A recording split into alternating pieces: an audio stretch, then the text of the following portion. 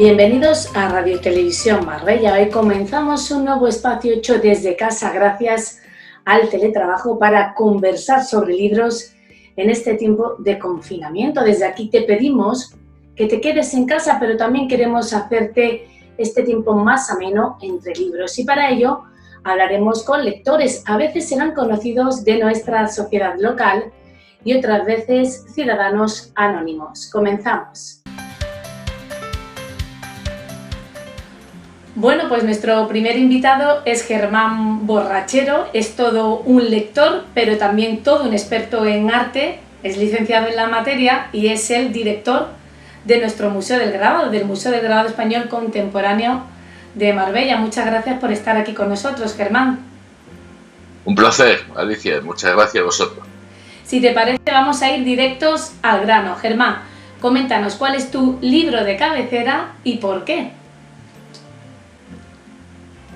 Bueno, mi libro de cabecera favorito, que yo siempre llevo encima más o menos, y no miento con esto, porque cada vez que viajo fuera o tengo que esperar en cualquier consulta médica o cualquier cosa, siempre lo llevo, que es un libro pequeño de Bertolt Brecht, que es una obra de teatro, como casi todo lo de Brecht, y concretamente a mí me gusta Brecht porque Brecht lógicamente son, como digo, obras de teatro. Lo que yo tengo, no solo tengo un libro pequeño, que es más bien de aforismos, que es este, que lo recomiendo también, es una edición antigua, que es La historia del señor Koena, en castellano.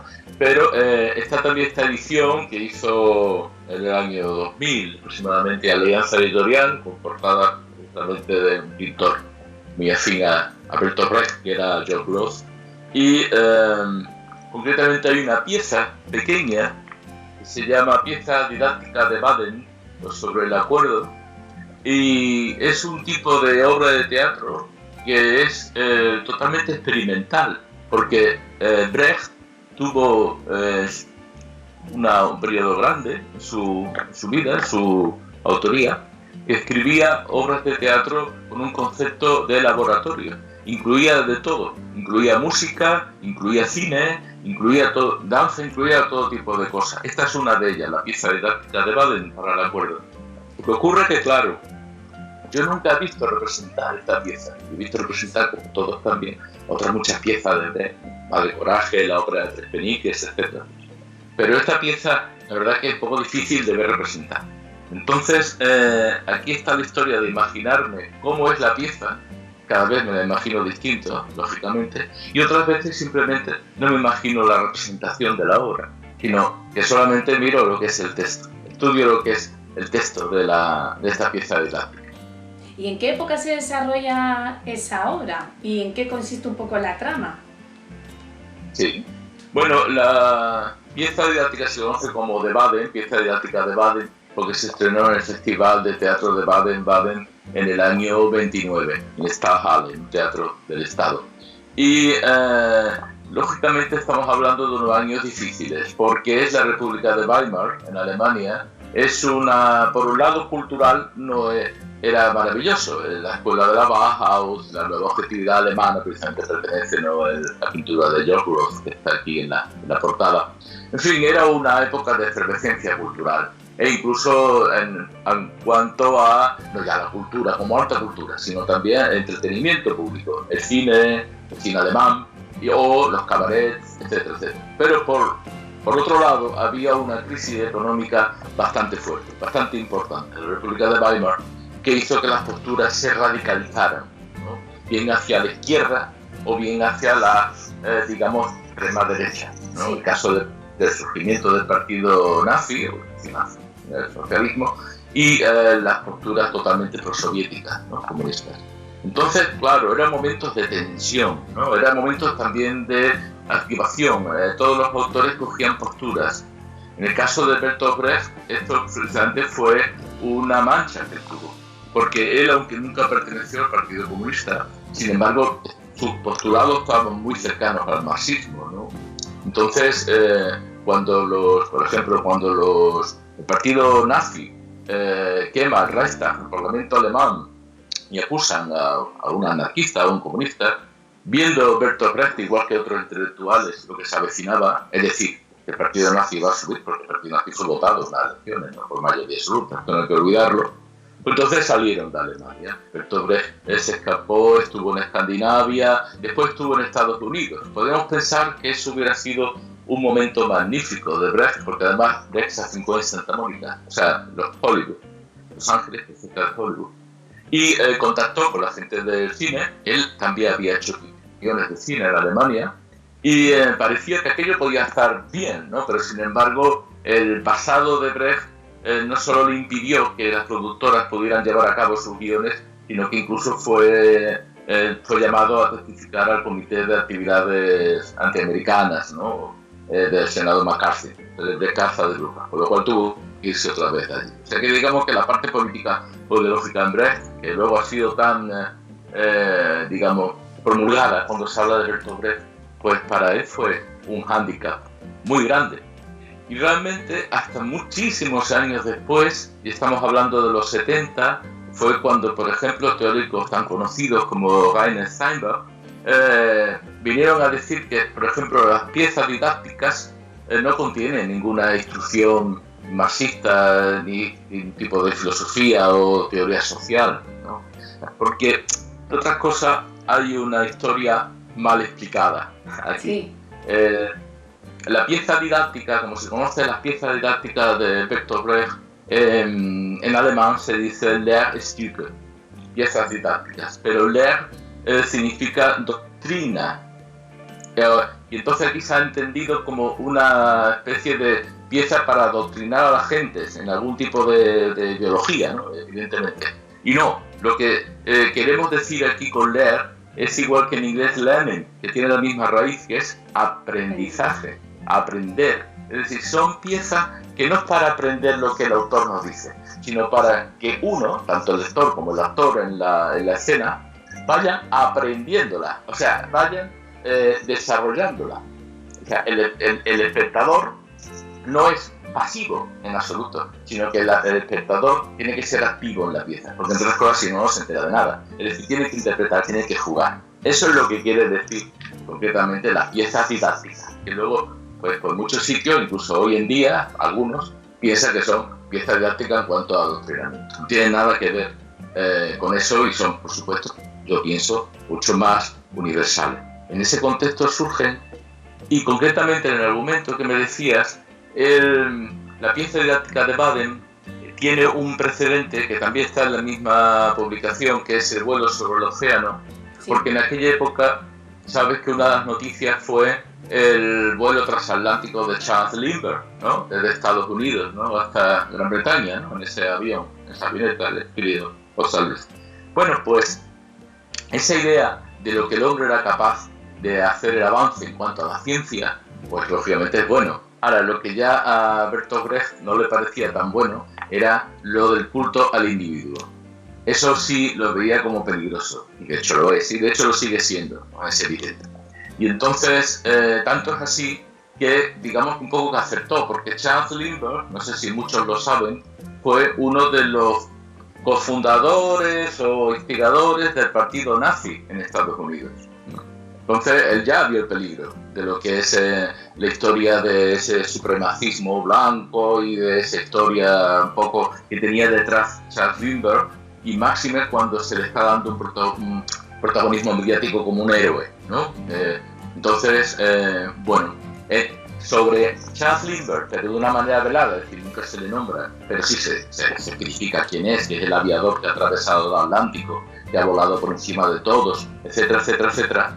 Él hizo la pieza, primero una pieza que es Un vuelo sobre el océano, se llama, que es una pieza de radio, y luego ya hizo la versión para teatro, mucho más desarrollada, que es la pieza didáctica de Baden sobre el acuerdo. Entonces aquí intervienen muchas cosas. Y como lector, tú decías que el autor planteaba esta obra de teatro para que o sea, quien asiste a ella sea interactivo, interactúe con el autor. Como lector tú, ¿qué mensaje o qué reflexión te ha venido a la cabeza con su lectura? Pues muchas, porque depende de cómo se entone, aunque sea mentalmente cuando se lee, la pieza cambia.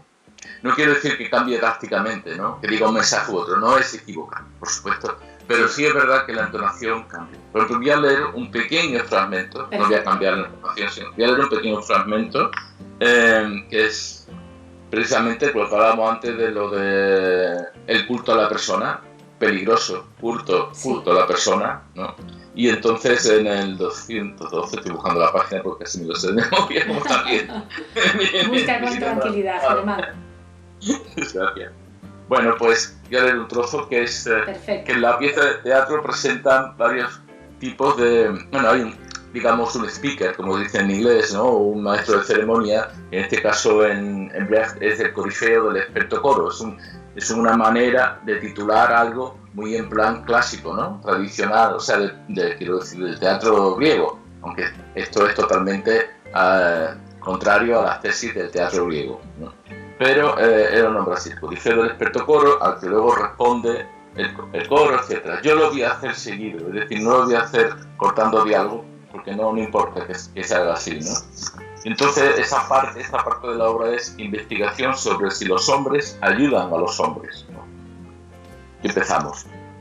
Uno de nosotros atravesó el mar y descubrió un nuevo continente, pero muchos después de él construyeron allí grandes ciudades con mucho esfuerzo e inteligencia. No por eso se abarató el pan. Uno de nosotros hizo una máquina que movía una rueda con vapor y que fue la madre de muchas máquinas, pero muchos trabajan en ellas todos los días. No por ello se abarató el pan. Muchos de nosotros reflexionamos en el movimiento de la tierra y del sol, en el interior del hombre, las leyes de la comunidad, la composición del aire y los peces del fondo del mar, y encontramos grandes cosas. No por eso se abarató el pan, sino que la pobreza ha aumentado en nuestras ciudades, y nadie sabe ya desde hace tiempo que es un ser humano. Por ejemplo, mientras vosotros volabais, se arrastraba por el suelo un semejante vuestro, no como un ser humano. Entonces, ¿ayuda a los hombres? La multitud responde, no. Eso es un ejemplo, por ejemplo, de todas estas pequeñas piezas que forman la pieza didáctica sobre el acuerdo, ¿no? De Raúl. Germán, en esta obra podemos hablar de algún personaje o personajes que te guste más. Es difícil porque Brecht él postuló lo que se llamó, para decir en español, el teatro épico, ¿no? El teatro épico quiere decir un teatro totalmente alejado del sentimentalismo o alejado de la empatía, sobre todo del espectador por un personaje. Es decir, en las obras de Brecht, por ejemplo, más conocido personaje universalmente de Brecht, sea Máquina Baja, ¿no? De la ópera de los Repeni, que es un sinvergüenza, lógicamente, es una persona que es un delincuente y sin embargo es el protagonista y sabemos que es un delincuente y además obra mal, ¿no? Pero de la obra. Sin embargo, esto que contaba así, podríamos pensar que es una pieza porque habla de típicos personajes pícaros que caen bien al espectador o de malos de la película que se convierten, digamos, en algo moralizante después. Esto es completamente erróneo en el caso de Brecht, porque nosotros no podemos tener ninguna ni empatía ni con Máquina Baja ni con cualquiera de sus actores secundarios. Es algo totalmente objetivo. Es un poco difícil de entender, pero en la obra de Bertolt Brecht, él no quiere para nada que tengamos reacciones emocionales respecto a los personajes que se desarrollan. Es decir, me explico. Esto venía sobre todo porque, claro, en los años 20 es cuando las grandes ciudades empiezan a crecer, ¿no? A desarrollarse en Europa, ¿no? Principalmente también en Alemania, ¿no? Hay mucha población del campo que abandona el campo y va a la ciudad, y luego también ocurre el desastre económico que viene. Es algo que ahora que estamos hablando de la España despoblada, yo creo que tendríamos que tener en cuenta. Entonces todo ese público que llega a la ciudad y que no encuentra realmente su deseo, ¿no? El sueño que traían de un buen trabajo, de una vida mejor, etc., pues como entretenimiento acudían en masa al teatro. Era el entretenimiento del momento, el teatro y los cines, por eso surgieron. Entonces Brecht decía que todas estas masas ya tenían bastante tristeza en sus casas para encima dársela en el teatro. Y tampoco le estaba dispuesto a hacer comedia en plan burgués. Entonces él optó por hacer un tipo de teatro totalmente, no frío apático, sino totalmente objetivo, lo que era el teatro épico. Ahí, en la pieza de Baden, lógicamente hay dos personajes principales dentro de todo lo que es la masa coral. Que uno es el corifeo del experto coro, que digamos que es el maestro de ceremonia que nos va llevando, de alguna manera nos va llevando para que nosotros, como decía antes, vayamos descubriendo. Y por otro lado es uno de los tres aviadores, un aviador más protagonista, que digamos que es el héroe, ¿no? O el que falsamente piensa que todos le tenemos que dar pleitesía por la hazaña que ha hecho, que es la caricatura de Lindner, ¿no? Digamos que estos son los dos personajes principales. Que luego hay muchos más, porque hay incluso hasta un número de payasos dentro de la pieza, que bueno, no quiero hacer un spoiler, como dicen ahora, pero el número de payasos que luego ha sido muy adaptado, ¿no?, al cine y a otro ámbito, pero un número de payasos un poco bastante sádico, ¿no? Voy a decir más. Entonces, todo ese tipo de cosas. En esta obra, pensemos que en esta obra, cuando se estrenó en Baden, hay una parte que sí se registra aquí, que hay un pequeño cortometraje. A modo de coro, hay un cortometraje de un director de cine del momento, que fue Karl Hahn.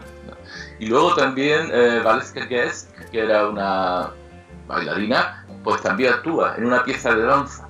O sea, insertaba muchas cosas. Es que utilizaba, como he dicho antes, muchas cosas que hoy consideraríamos de los más media, ¿no? Por eso decía también que quizás es una pena que no hubiéramos podido saber qué hubiera ocurrido con Brecht en Hollywood. Seguramente el cine incluso que conocemos hoy en día hubiera cambiado bastante, ¿no? Pero bueno, por eso me gusta la pieza de Babel. ¿A quién le recomendarías esta lectura, Germán? Yo creo que a todos, pero principalmente yo, porque tengo un cierto perfil, digamos. Yo creo que al que le guste mucho el eclecticismo, lógicamente. O sea, no es a la persona que le guste que le cuenten una historia lineal, ¿no?, de el héroe malo, la trama, el nudo, desenlace, esto, que no piensen en leer este tipo de piezas de Brecht, ¿no? Quizá las grandes obras de Brecht, tipo, como decíamos, la ópera de Ostrepenique, Madre Coraje, sus hijos, o Galileo, todo ese tipo de obras de teatro, que además son más largas que esta que estoy diciendo, pues quizás sí, porque tienen un componente lineal. Pero en estas piezas didácticas, en estas piezas pequeñas, aquí no hay un componente lineal. Entonces, al que le guste leer de una manera imaginativa, es decir, con su imaginación pensando cómo puede ser lo que está leyendo, ¿no?, y de alguna manera, pues también mezclando cosas, ¿no?, teniendo muchas referencias tangenciales, ¿no? No solamente la pieza de teatro, yo creo que le puede encantar, le puede gustar, porque además es algo muy fresco. Pensemos que esto nació en un contexto, como estábamos diciendo, en los años 20, y que, bueno, de alguna manera se podría extrapolar, como se dice ahora, algunas cosas, ¿no?, a nuestra actualidad, por desgracia. Pero, sin embargo, aparte de este contexto, esta pieza se disfruta, tal cual, realmente por sus condiciones literarias. Y yo además, como decía, pues siempre eso, la tomo y la retomo porque cada vez la oigo de una manera distinta, ¿no? Eso me gusta. Germán, ahora ya conocemos tu libro de cabecera y nos gustaría que ahora nos recomendases una lectura más contemporánea y que también nos hablases un poco de su autor y nos dijeses quién es. Pues sí. Bueno, como sabes, yo tengo justamente una gran afición por el arte, ¿no? Es evidente. Y no voy a decir que lo contemporáneo sea exclusivamente libros de arte o cosas, sino algo que mezcle la literatura y una parte más estética, más propia de las artes. Y en este caso, de hace años, tenemos la gran suerte de algo que ha ido surgiendo de un campo muy distinto de lo que vamos a hablar ahora, que son las novelas gráficas, ¿no? A través del cómic, o la historieta en castellano, pues, como todos sabemos, la historieta, cuando hace ya muchos años empezaron a compilarse aventuras de personajes, ¿no?, tipo Asterix, Tintín, o para más adultos, Valentina, de Guido Crepas, o Pronto Maltex, de Hugo Pratt. Entonces se hacían álbumes de aventuras. vamos a decirlo así, con un personaje. Llegó un momento en que ya los álbumes dejaron de ser de un personaje, sino que eran historias individuales, historias formadas, ¿no? Es ya lo que podemos hablar de una novela gráfica, es decir, no un episodio de una aventura de un personaje de cómic, sino una creación literaria. Y muchas veces, la mayoría de las veces, pues con una querencia por parte del escritor de hacer algo lírico, literario, no la típica aventura, ¿no? Por ejemplo, una de las primeras más conocidas universalmente fue El agujero negro, de Charles Vance, ¿no? En Estados Unidos. Sobre todo que utilizaba, era muy atractivo, utilizaba un tipo de pincel y de... Estoy buscando una página ¿Sí? que podamos ver en horario infantil. Bueno, pues unos blanco y negro rotundos, ¿no? Un trabajo de pincel muy bueno. En un principio en Estados Unidos esto se editaba, es un tomo bastante considerable, esto se editaba aquí en España por La Cúpula, una edición muy buena de La Cúpula, muy asequible. Y en principio se editaban como fascículos, o sea, aunque son episodios, digamos, ¿no? Por capítulos, ¿no? Entonces es como antiguamente los folletines de Balzac, ¿no? O de Alejandro Dumas, ¿no? Eran folletines y luego en un momento dado pues se compila todo, se forma el libro, que sea Los Tres Mosqueteros o lo que sea, ¿no? En este caso es igual, en este caso se compila todo y luego se reúne en un solo tomo y ya aquí tenemos una novela gráfica, porque esta historia no es ningún personaje, sino esta es una historia, incluso coral, con por supuesto, un principio y un final y un desarrollo bastante importante y muchas referencias.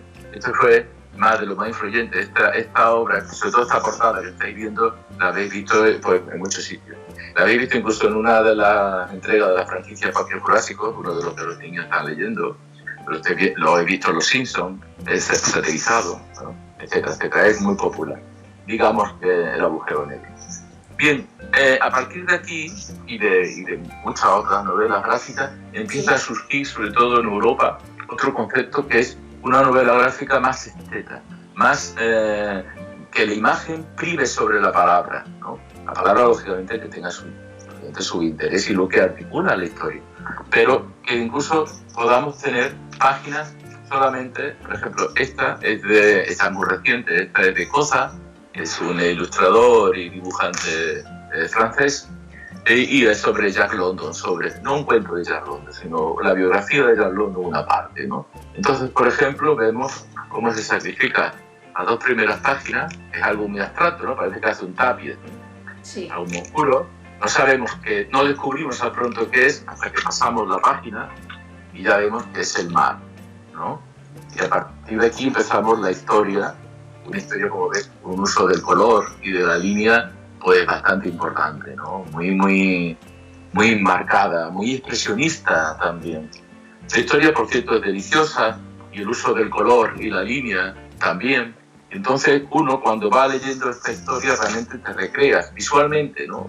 Aunque no te guste mucho el arte, no sea una persona muy dedicada a este campo como soy yo, pero te engancha, lógicamente. Ves que no es una cosa lineal de que tengo que leerlo y llegar al final y voy corriendo por las viñetas, sino que voy disfrutando, ¿no? Y ya el que recomiendo mucho es este, que también es muy asequible. Stigmas, que es de Mattotti, que es un gran ilustrador italiano y también autor de historietas. Bueno, aquí en Italia dicen, a la historieta le dicen fumetti y humos, porque es cuando hablan, nosotros decimos globo, bocadillo, el italiano dice humo, ¿no? Como si fuera un humo. Es fumetto, es una historieta, fumetti. Y también es un ilustrador incluso internacional. Él ha trabajado para revistas como New Yorker, ¿no? En Estados Unidos, ilustrando. Él cada vez que hace una historia gráfica coge a un autor pues de lo que él quiere hacer. En este caso, o sea, una colaboración estrecha entre un escritor y un dibujante, ¿no? En este caso el dibujante es Carlo Pianzanti, el guionista es Carlo Pianzanti. Y entonces el desarrollo gráfico es muy curioso porque tenemos, en este caso, blanco y negro puro, absoluto también. Entonces tenemos un grafismo muy de plumilla, un grafismo que va combinando por la historia, que ahora hablaremos, una parte, digamos, muy oscura, hasta ir llegando a una parte mucho más clara, ¿no? Mucho más ¿ves? De grandes vacíos, Más personajes limpia. más limpia, en que la línea, el grafismo de la línea, de cómo la línea va de fino a grueso, aquí se ve muy claro, ¿eh? Ese ritmo que tiene la línea es lo que nos gusta, pero ojo, porque ese ritmo que tiene la línea, que va cambiando sin darnos cuenta, fíjate de estas oscuridades, ¿no? A estas claridades que estamos llegando, va cambiando la historia, va lógicamente acorde con el argumento de la propia historia, que es el camino de una redención de un personaje, ¿no? El protagonista. Es una persona, bueno, pues muy común, una persona que es un camarero, que se emborracha a menudo, aquí una historia pues más o menos puede ser convencional, normal, tradicional, naturalista, pero que en un momento dado recibe los estigmas. Esto que en el mundo cristiano del catolicismo pues una buena señal, ¿no? de ser elegido por Dios, en su caso lo que se convierte es una condena, porque para empezar no puede trabajar como camarero ya que le sangran las manos. A partir de ahí empieza una serie de desastres, ¿no? Pero esos desastres, y el que no es creyente, le va llevando a una redención, como decía antes, le va llevando a un camino más en busca de la pureza y de cosas que él ni siquiera había recabado y ni siquiera sabe nombrarlas, que es lo más bonito, porque él está descubriendo con nosotros en la misma lectura de una manera muy intuitiva, ¿no? Y además es una aventura vital, no es una aventura de, como decíamos antes, de cómic, de Tintín al Pacífico, ni nada de esto. Es una aventura vital, pero para nada aburrida. Es una aventura intensa que página tras página, cada vez que giramos la página, el argumento va o cambiando o, digamos, llevándolo a algo que no esperábamos, ¿no? Y que está, yo creo que bastante bien, o sea, bastante entretenido, muy ligero de leer en este sentido, pero sobre todo más bonito en estas cosas de las novelas gráficas es repasarlas. Es cuando las coges otra vez, te das cuenta más de cosas del dibujo, como en mi caso, o incluso de cosas literarias, de cómo se puede resumir. Pero claro, fíjate que la cantidad de texto por página muchas veces es muy pequeño. Aquí vemos los globos, ¿no? Es muy pequeño. Es decir, toda la aventura o toda la historia nos la está contando en los dibujos y lo que hace el texto es pequeño, puntadas, ¿no? Para el argumento, ¿no? Y eso es interesante. Bueno, Germán, se nos ha agotado el tiempo, tenía más preguntas para esta segunda recomendación, pero casi que estamos ya fuera de tiempo. Pero, bueno, en primer lugar agradecerte que nos hayas atendido también desde casa. Me gustaría hacerte para finalizar como una especie de test rápido para conocer a Germán Borrachero un poquito más, pero desde su perfil de lector, así que lo voy a hacer súper rapidito. A ver, en primer lugar, ¿recuerdas tu primera lectura? Sí, mi primera lectura fue Asterix. ¿Dónde prefieres leer y en qué momento del día o de la noche, Germán? Bueno, yo en este caso en cualquier sitio me adapto y en cualquier momento también. No tengo un hábito de horas, sino cualquier sitio. ¿Tu género favorito? Bueno, de siempre mi género más bien he tendido hacia el drama. O sea, no me gustan mucho las comedias, sinceramente, y tampoco. La ciencia ficción tuve mi época de adolescente, como todo el mundo, pero en la actualidad tiro más hacia el drama y, en cuanto a literatura. Pero sobre todo lo que yo leo mucho son ensayos, ¿no? ¿Formato digital, Germán, o papel? Alterno las dos cosas. Incluso últimamente estoy leyendo muchísimo, como todo el mundo supongo ahora estos días, en digital, ¿no? Porque afortunadamente hay mucho acceso a muchas cosas a través de la web. Afortunadamente también hablo idiomas, por lo cual es más fácil poder acceder a través de internet en formatos digitales, aunque reconozco que por cuestiones de la vista, ¿no? Por otra historia, pues no aguanto tanto tiempo leyendo en una pantalla, ¿no? Pero ambos formatos me son apetecibles, claro. Y para finalizar, Germán, ¿qué es un libro para ti? Pues para mí es la herramienta base de nuestra cultura y por supuesto entonces, claro, por ende, de nuestro conocimiento y de nuestro modo de ver el mundo, ¿no? Un libro nos puede cambiar la vida o un libro nos puede abrir muchas puertas, ¿no? Entonces, creo que es algo básico. Para mí el libro es como el pan. Bueno, Germán, pues con esas puertas que también queremos abrir desde casa y desde Radio Televisión Marbella con todos vosotros, finalizamos este primer programa. Muchísimas gracias por haber estado con nosotros. Un placer, Germán. Un placer también, muchísimo para mí. Muchas gracias a la audiencia y a ti. Hasta la próxima. Aquí ponemos punto y seguido a esta invitación a la lectura que les hacemos desde Radio Televisión Marbella. Volveremos con nuevos lectores y propuestas desde casa. Para despedirnos, una frase célebre sobre la lectura. Aprender a leer es lo más importante que me ha pasado en la vida. Es del escritor peruano y Premio Nobel de Literatura Mario Vargas Llosa. Que sea así para todos. Hasta la próxima semana.